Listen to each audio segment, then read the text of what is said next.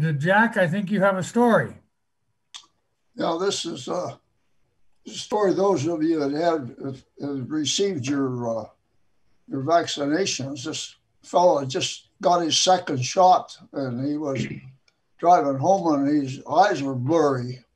And he got home, and he was concerned, and he called the area that, or the section that they were giving the shots, and he said, told my eyes are blurry. He said, I was wondering if I should call a doctor or go to the hospital.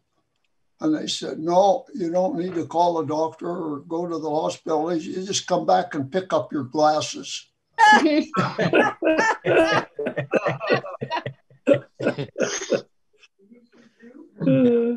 Yeah, that's it for the day. Okay, good. Well, our speakers today are with us. First, we have Heather Sondheim. Heather is a Montana girl born and raised in Arlee, where her parents own a salvage yard and a wrecker service. After high school, she lived in New York, and Seattle before returning home, before going to UM, where she got a degree in communications. She's worked in the nonprofit sector in Missoula for the last 10 years, most recently at Living Art of Montana. She has two freshmen, one in college, one in high school, doing school remotely right now, and she's the project developer for Cancer Support Community and is working to raise funds and develop relationships in order to open the doors this year. Our other speaker is Ray, also from Montana. He grew up between Livingston and Bozeman, and in high school moved to Missoula and graduated from Sentinel. He decided to go to college, and his first teaching assignment was in Alaska. He was, for more than 30 years, taught high school social studies at Missoula County Public Schools. And since then, he's been teaching at the university. He's a James Madison Fellow, which means he's a Constitution geek. He's got a couple of great kids, lots of pets, and lives a farm in the Flathead that he runs back and forth to. And for the past 3 years, he's been working with Heather to bring a cancer support community to Missoula. So if everyone will mute themselves, I'll ask Heather and Ray to take it from there. Hey, thanks, Jim. Good morning. Thank you all for having Ray and I. We wish we could be with you in person. It sounds like that might be happening soon, which is exciting. But we're thankful that for now, we can visit this way virtually. I'm going to start off by giving you a really brief overview of Cancer Support Community and what we do.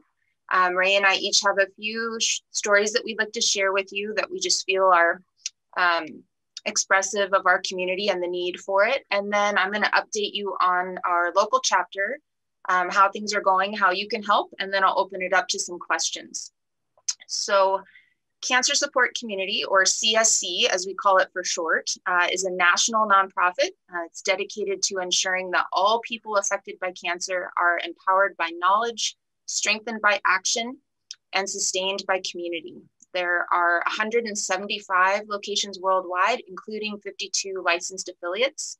CSC Montana in Bozeman was founded in 2004, and now we are in the process of opening this Missoula chapter in 2021. Our approach as an organization is to serve the whole family the whole time throughout the cancer experience. So as we say, that no one faces cancer alone. All of our services are free of charge, not just for the patient, but for their entire family and caregivers and support team. We have always maximized the number of people that can participate across the state by offering virtual programs. And now, because of COVID, we've really had to ramp up our virtual offerings. So anyone getting treatment throughout Montana can access fitness, nutrition, pain management, therapy, art workshops for all ages. So that's a bit about what we do. We want to just share 3 quick stories with you. And the first story that we want to share was the story that connected me initially with this project about 3 years ago. It was the one that I just couldn't forget, as they say, and it's actually Ray's journey. So Ray, would you be willing to share how you came about your involvement with CSC? I'd be happy to. Thanks, Heather. And good morning to all of you. I appreciate the introduction, James. Thanks so much. Good to see Gary, who got us into this, and I appreciate that. As Heather told you, about 3 years ago, we started talking about this project because my wife had died 2 years prior to that from cancer. And I have a young daughter. She was 23 at the time, who came home after graduating from Elon and spent time with mom and helped care for her. And after about a year after her mom died, she went on to start to pursue her own career, which is music. I'm going to brag, she is a very talented young person. And so she went to Nashville, went to Music City, but it was hard to be in a city where she didn't know people, and especially hard to be in a place where she couldn't call and talk with her mom. And she was just grieving, and she needed some help. And so I did the dad thing and started Googling to see what I could find and what resources there were in Nashville. And what I discovered is that they have a group called Gilda's Club. I'm sure many of you remember Gilda Radner, who she died from cancer. But as she was in that fight, she believed that there should be 1,000 groups that across the nation that people could go to who are impacted by cancer. And she started working towards that. Her husband, Gene Wilder, started the Gilda's Club. And so there was one in Nashville. And my daughter went there and received great care. She received just what she needed in this place where she felt all alone, but she wasn't alone. There was this community that was there to help her through this situation that was caused by cancer. Anyway, as a result of that, I became curious, and I wondered more about Gilda's Club and Cancer Support Community, which, by the way, those two have merged. And I discovered that at the time, there were two in Montana, one in Bozeman that Heather mentioned, and there was also one that was connected to the hospital in Kalispell. And because of the turmoil they had there with the hospitals, it no longer exists. But Heather told you I go back and forth to the Flathead. I started doing some volunteer work at the Cancer Support Community in Kalispell, and I started using programs there and also the one in Bozeman. And I started to think, why don't we have one here in Missoula? While my wife was fighting cancer, she was looking for many different resources to help her out, nutrition, physical therapy, counseling, and she had to go to a variety of places. What Cancer Support Community does is it's a one-stop shop where a person who is impacted by cancer, and it can be the patient, it can be a caregiver, family member, friend, anyone can use those resources, anyone impacted by cancer. So I started to wonder, why don't we have one here? Missoula has amazing resources and so many great nonprofits that I think needed to be brought together. So that's how I met Heather, because at that time she was with Living Arts. So a group of us got together. I'm going to mention Jill Valley was part of that group. Some of you know that she is a breast cancer survivor. And I only bring her up just because she is going to do a piece for us. I think it's coming out this week on KPAX, so you can learn a little bit more about us. But this group, we all agreed that there should be something. And I continue to meet with nonprofits and hospitals and every oncologist, and everyone whom I got in touch with said, why don't we have one here? It was a common response. And so I continued to ask, but it was very difficult to then get somebody to commit. And I'll be honest with you, I became discouraged, and I thought, this is it may be a good idea, but I don't know if I can pull it off. And I became dormant for a while until Heather comes along and connects me with another person who she said would be a great asset. And her name is Hallie Kern.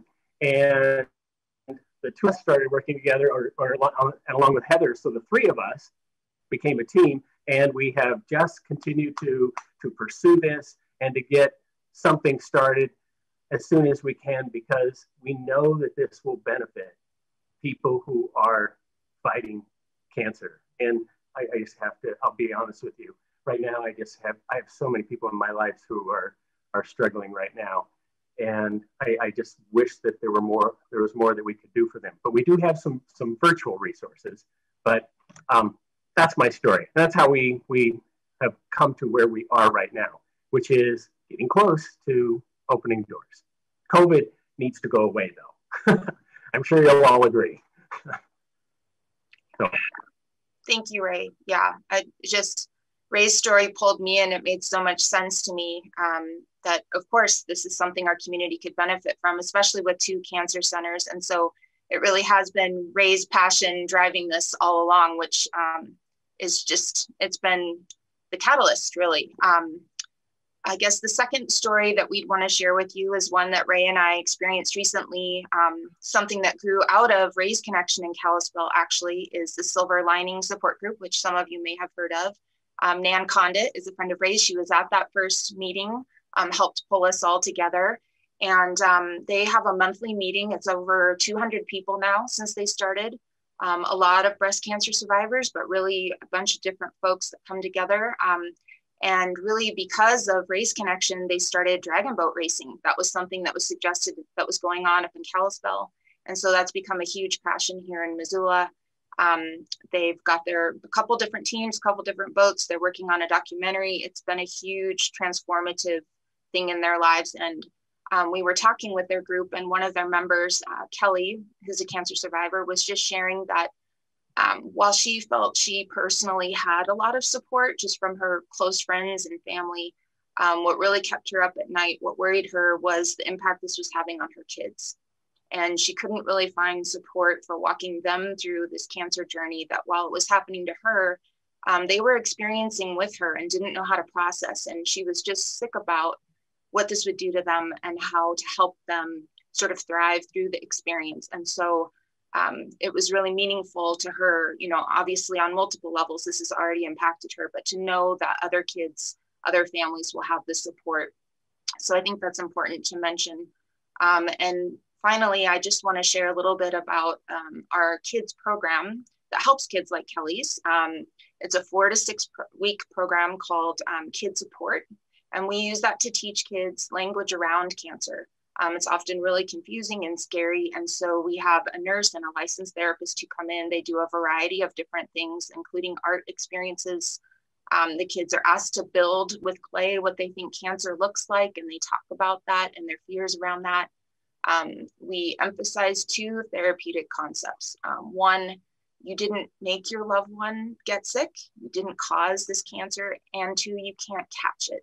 A lot of kids are terrified about touching grandma or mom or dad. And we say, not only can you do that safely, but it's really good for them to have that contact and that love from you. And so most recently, but prior to COVID, obviously, we had a little 5-year-old in Bozeman who was in this program, and he was kind of thoughtful, and he had a little tear on his face, and he raised his hand and he said, so I can sit on grandma's lap again. It's okay to go to grandma's house and spend time with her and make cookies. And the nurse just said, yes, this is totally fine. So, it's just such a process and a struggle for them emotionally and at all ages. And then you've got siblings, you've got older kids. There's a real spectrum of the people that benefit from having this support and then being able to give back in a way. Maybe they've gone through it years ago and now they can be part of this community of support for other kids who are currently going through it. So it's for patients and families like Ray's and Kelly's that we're really pushing this project forward. And we know that so many in the surrounding areas will benefit as well. As project developer, as Ray said, it's really my job to fundraise and create relationships with Missoula and the local businesses. We are working to raise $200,000. That's our goal to open. And really that covers, rent and the 2 positions that we have, which is a project developer who's a licensed social worker and myself. We're at about 23,000 right now so far. We're pursuing a lot of local leads and grants, as you can imagine. We do work with both hospitals. We're providing brochures and calendars and patient support. We offer things the hospitals generally can't get to. Most oncology appointments average about 8 minutes. So there's not a lot of time to talk about anxiety and depression and nutrition and things that would really benefit the patient and help their outcomes improve. And also spouses, if husband or wife are watching their spouse go through this, there's not a lot of time in that appointment to help them. And that help and support also helps the patient. So that's where we come in. And we are Switzerland. We live in a unique community where we have 2 cancer centers, but the patients that true north for us. We're not concerned about where you get treatment. We're just here to provide those other ancillary services to help you in whatever way you need. So here's how you can help. Obviously, we need to get the word out. There are people here who may be in treatment or have been in treatment. They may have $5 or $50,000. If you know someone who'd connect with this mission or who wants to help, please send them our way. If they're currently in treatment, we'd love to connect them with our resources. They don't have to wait till our doors open. We can connect them right now. We're super excited to work with other local organizations, as Ray mentioned, like Fit to Fight and Camp Make a Dream and Red Willow, people we trust who've been serving Missoula for a long time. We're not going to recreate the wheel. We respect what they do, and we're already talking to them about coming in and providing support in this center, which will then bring clients to them as well. If you aren't on our mailing list and you'd like to be kept up to date on the project, we promise not to spam you. Please reach out on our website. We send a monthly newsletter just so folks know how they can connect and where we're at. So I'm gonna wrap up the speaking portion here. I know it's kind of early, and I just want to show you a quick video that they made at our Bozeman chapter, just so you kind of have a feel for what that community we've talked about looks like. And then I'll open it up for questions, and Ray and I will do our best to answer anything that you have. So I'll just play that quick video for you now. If I can share my screen. This is always the trick, right? And then you have to find it with all your tabs, right? Okay, give me 1 second. It's like making the jump to light speed. It is. It always seems like it's going to be easy, and then it never is. It's like, I know it's here. I can see it, but I can't show it to you.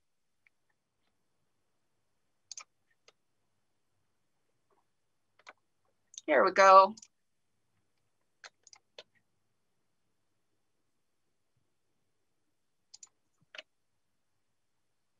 Oh, and then of course, oh, there we go.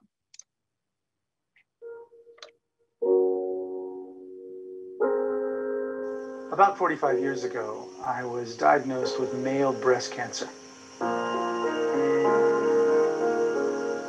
That was a total shock. I was 27 years old. I had just become a father. The fear, the worry, how much longer will I have to live? My wife could become a single mother.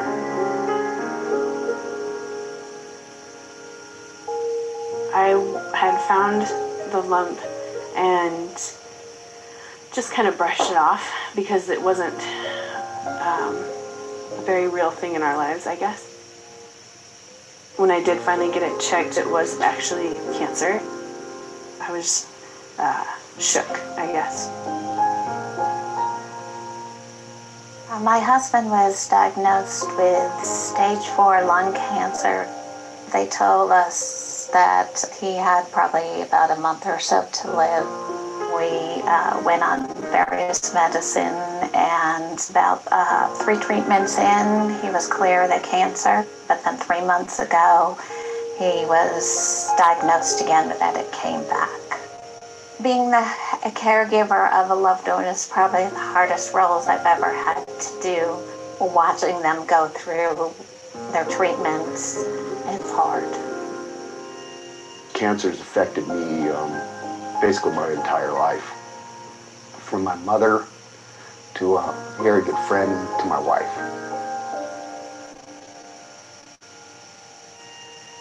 3 years ago, my wife noticed that I had a strange looking small lump. The diagnosis was breast cancer. Again, this time, cancer support community was recommended to me. Back 40-some years ago, there was not this kind of support.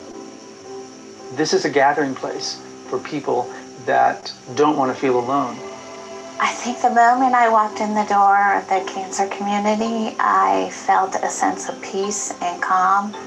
In the beginning, when I found out my husband had cancer, all my energy went into taking care of him, and I did not realize that I was not taking care of myself. They've taught me the lessons that if you don't take care of yourself, how can you take care of anybody else? I leaned on the cancer support community, and they truly helped me. They purposely created a welcoming environment. The physical surroundings are one thing, but it's the people inside that make a huge difference. And you meet other people going through something that you're going through. You don't feel alone. You don't have to worry about talking about your disease. I've developed friendships. I can say I'm scared. I can laugh with them. I can cry. Everything is free of charge. The counseling, all of the yoga classes, the cooking classes. My husband loves to come to the cooking events. We came to the Valentine's. It was my Valentine's date that I said, honey, I'm taking you on a date. We even have a garden. It gives me another activity to do that I enjoy. Family camp was fun. It was nice being with people because they knew what we were going through and we knew what they were going through. One of the best parts of all of it was knowing that somebody had our backs. Everybody is in your corner rooting for you. They're passionate about what they do, and they need your help. Take a look at your life. I mean, most of us have very good lives. What you can give to other people in the community is important. If it wasn't for the cancer support community, I don't know if I would know how to live each day. One thing that you want to have no matter what is you want support. You want people to understand a bit about what you're going through. We want to be part of helping people. The stuff that we've been through and the stuff that we've learned makes me feel a little more empowered and realizing that I'm stronger than maybe I thought I was. Cancer support community is here to help you. It's just an amazing organization. Every day my husband and I toast our coffee and say what a fantastic day it is. I think your outlook of life changes dramatically, and we don't want to waste a moment, and so every day is precious. Everybody that is part of the cancer community have a special heart and are my angels.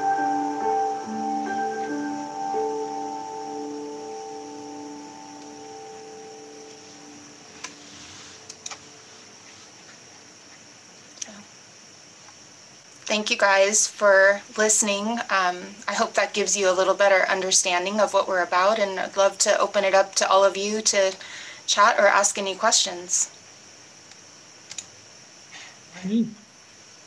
So Sandy. my immediate question is, how does the American Cancer Society fund you? We are actually not connected to ACS, and in fact, ACS Missoula closed down recently because of COVID. We raise our own funding here in the local community, and just as Bozeman raises funds there, we will raise funds here, and all of that money that we raise will stay right here. It won't go to national or to Bozeman. It will stay here in Missoula for our local center.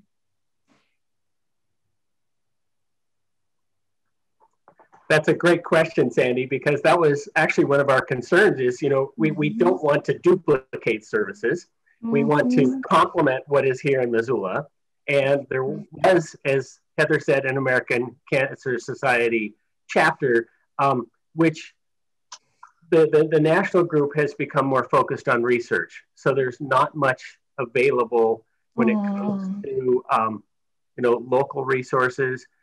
I'll just use my wife as an example. We didn't use American Cancer Society at all. There was really nothing they provided.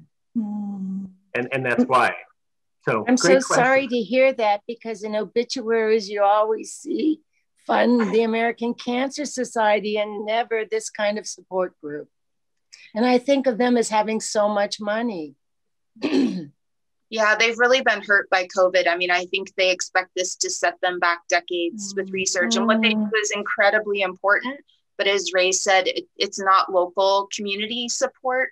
And in fact, their former ED, their executive director, Chris Holmes, is on our board. And one of the reasons she was so excited to do that is because she could be part of an organization that provides local resources and for all types of cancer, which I think is really important too. Susan G. Komen also just shut down their Montana, Idaho offices. So COVID's, wreaking havoc on cancer support. And so this is very timely in a lot of ways. We know people aren't getting screenings during COVID. Incidences of cancer are just going up with this pandemic. And so, with all of that together, it makes it even more important. We're more motivated to open as soon as we can. Can you tell me how Susan G. Komen supported cancer survivors? I am not as familiar with Susan G. Komen. We actually have a new project developer coming to Bozeman who has been working with them as a CEO. She could answer that question better if she were here. But I know they did a lot of fundraising, a lot of conferences, a lot of education, and I do think it impacted their communities in a deeper way.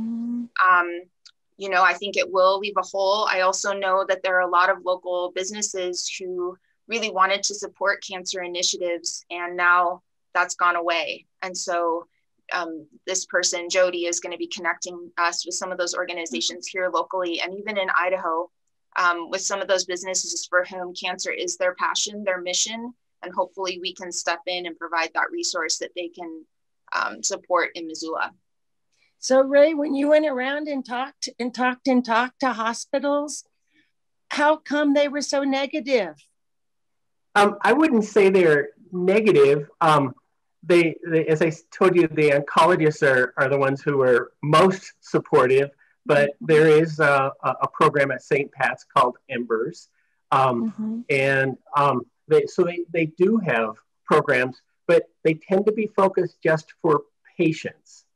And not as broad, which is interesting then, because like Bozeman, they have a good connection with the hospitals. I think, as Heather said, it's a little tricky having two hospitals in town, and that little bit of competition. Some of you might know that better than I do, and I just suspect that's it. But we are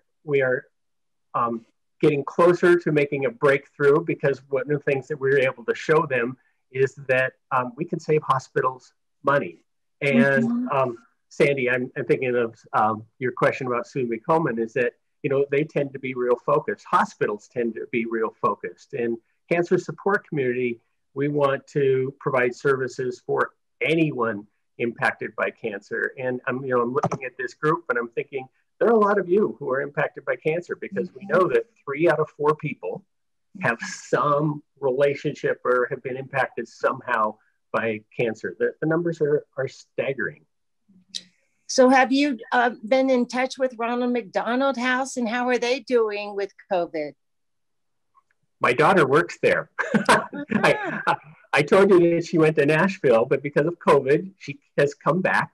Music City is not Music City right now, and she is working at Ronald McDonald House. And I will tell you, it is a tough time for nonprofits, and it's an interesting time because, like, when it comes to cancer support community, everyone I think feels somewhat isolated by COVID, and cancer patients doubly so, because they were already feeling that isolation to begin with. And then you add in COVID, it's difficult. So yes, we have a nice relationship with Ronald McDonald House. Well, my philosophy right now on fundraising with COVID here is, to me, I thought a godsend, because people are not spending their money traveling, and they're not spending their money and parties, and the market is so high. I thought it would be a fantastic time for people to give. I'm curious what some of you think about that. Any other comments or Greg Gary? For Ray or Heather, the beautiful home in Bozeman, that's a goal that you would have for Missoula as well, having a home center or some kind of a center? Yeah, we recognize this is a difficult market, right? Nobody quite foresaw how things were gonna go up in Missoula with the pandemic. But we're looking for something similar, probably smaller at first. We're not anxious to do that right this moment because we can't see people in person. So we'll keep fundraising and keep that money saved up. But certainly a place that's not medical is important, right? A lot of cancer patients have told us, and survivors, that once they're done with treatment, they really don't want to be anywhere near that facility. They want to break from that environment. It's traumatizing in a lot of cases. And so the home-like environment is critical, just for comfort and a safe space where they can do something outside of that. So yeah, we're looking for anyone who has their, a line on a discounted rental or a place they're not using that we could rent to lease over time. The main criteria, I guess I would say, are that we're looking for about 2,500 to 3,000 square feet. And it needs to be somewhere easily accessible. So, downtown's not super great because it's stressful for people to park there. We don't want that to be a barrier. It needs to be someplace they can get to easily. And it took Bozeman a while to get to the place that they are. They had a really small space in that building. There's an apartment rental. It took time to build up to that. And we certainly understand that it won't look like that from day one. But yeah, somewhere welcoming and similar to that. Outdoor space would be a huge bonus. As you saw the garden, I think that's very therapeutic. And then if you would talk about the development of your board, is there room for people? Do you have board members already? Yeah, so right now we have a small volunteer board that consists of Ray and Hallie. As you mentioned, Hallie and her husband own the bicycle hangar, and she is a leukemia survivor herself, was diagnosed very young. And then we have Chris Holmes, who's the former director of Missoula's ACS. And we have Casey Wright, who's a local graphic designer who was on the board at Living Art. And yes, the other question is we are looking for a board. We'll develop a full chapter board that will govern Missoula. Bozeman will not govern Missoula's chapter. And so if there are those of you who'd be interested in serving on the board, I'd love to talk to you. We're also gonna have an advisory board. Bozeman has an advisory board made up of oncologists and social workers and hospital professionals that meets annually. So that would be something as well if you know someone who might fit the bill there. Even if they're retired, their knowledge base is really important for us to make sure that we're running the center the way it should be, that we're augmenting treatment, that we're doing things well. And so, yeah, that board is small at the moment, but we are looking to grow it. Okay, thank you. Any other questions or comments? May? You mentioned some of the things that were available, but you didn't give us any contact information. Could you fill us in on some of those, please? Yeah, the best way to get connected with resources right now is to get online, and I'll put my email and the website in the chat. But yeah, those virtual resources, there's a calendar on our website, and so you can access anything you want right from there. It's free, it's a Zoom link. The Bozeman office is back working in person. They've all gotten vaccinations because of their dealing with the public and a vulnerable population. So they'll start ramping up a little bit here as things change, but yeah, you can access all of those resources virtually today. Yeah, and I'll get that in the chat. Ray, did you have anything to add to that? Heather, why don't you send me the contact information and the website, and I'll distribute it to everybody so they don't have to try to copy it out of the chat. Yep, that's fine. I think that's easier. Okay. Anyone else? For you readers, I'm reading an outstanding memoir called Two Kingdoms, Between Two Kingdoms. And I saw it a couple weeks ago on Sunday morning, and it's about a young woman who gets a horrible leukemia, and she fights it for 4 years. And it really is a walk in her shoes. But what we learn about it is the transition of being cured but not being healthy, and how hard that is to come back to life. And it's an excellent read, and it's very popular right now. And yeah, as you can see, I'm pretty focused on cancer. Thank you. It's interesting, Sandy, because one of the things we know is that people who have been diagnosed with cancer and have gone through treatment and are survivors, they still live with cancer. It never goes away. So I appreciate that. Maritza? There, I don't want to step on Jill's toes because I heard you say it, she's doing something, but I didn't realize that Susan G. Komen was shutting down in Montana, and wondering if we pursue that, if either of you would be available to chat with our station too. Absolutely. We'd love that. Thank you.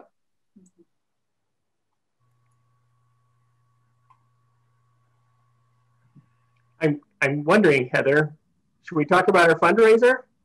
Sure. So we're just starting this, and Gary will appreciate this. We're working with First Security Bank to see if we can get some awareness, but also a little bit of money by asking people as they clean out their homes this spring, if they come across their coin jar, which I'm going to bet many of you have one of those laying around, and asking people to take their coins down to First Security Bank. They have opened their lobbies, and dropping the coins off. And so we can just begin to collect that loose change that's out there. We're asking people to pour it out for us. Oh.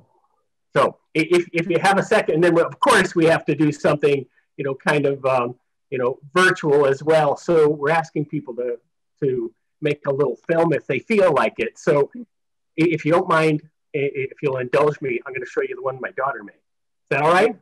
Mm-hmm. So I have to now share the screen. It'll probably be much faster. There, do you see my kiddo? Mm-hmm.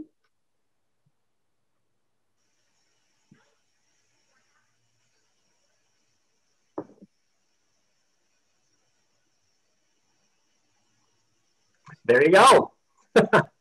So that's what we're asking people to do, is pour out their change for cancer support community. That make sense? Mm-hmm. Okay, now how do I get out of this? There we go, stop share. So. Sandy? Have we ever had Jill Valley speak to our group?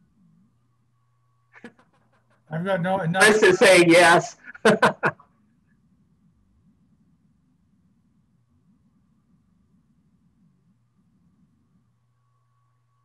Maybe it's time to bring her back. I know she would be very willing. Okay, Sandy, well, you contact her and let me know. Hey, Maritza, are you able to?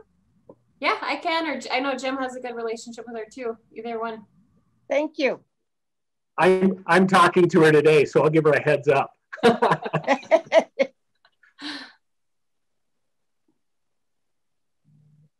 Any other questions for us? Well, I was just going to ask, what about the other affiliates in town, ABC and NBC? Have they been involved at all, or do they know about this, or? Well, NBC does now. And as far as ABC, I don't know if Ray or Heather have talked to them, but I'm sure willing to send you the information you need to get information to them. It'd be great. Yeah, not at this point. Jill was our first contact because she was involved in that original meeting. And so that made sense. But no, that's a good point. We haven't reached out to the other networks. So that would be wonderful. And in fact, we didn't reach out to Jill. She reached out to us because she knows what I'm up to. So she found it interesting. Yeah, and with her being a decade out and able to, speak to, like, we were asking her questions. What would this have meant to you at that time? how might that have changed your experience? And so I think her perspective is interesting because she's far enough out now that daily fear has subsided a little bit, but she can still remember what that felt like and that support that could have provided. So that's been helpful. I know she's talked to me too about going through the pandemic, as a survivor, but she's been so great. A few months ago, someone reached out to me and asked if I knew her and could pass the message along because they had a friend who was just diagnosed and they wanted to know how to comfort or help them. And Jill wrote, such a long note about things that were comforting to her when she was first diagnosed. That's amazing. Lee, were you raising your hand or not? No, okay.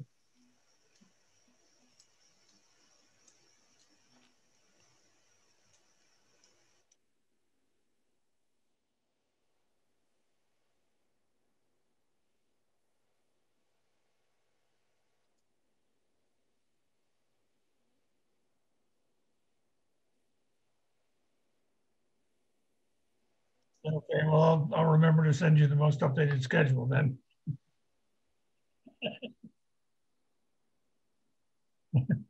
I can send information to the ABC, and I know Heidi Miley too. If you would want me to do that, I can certainly send it on.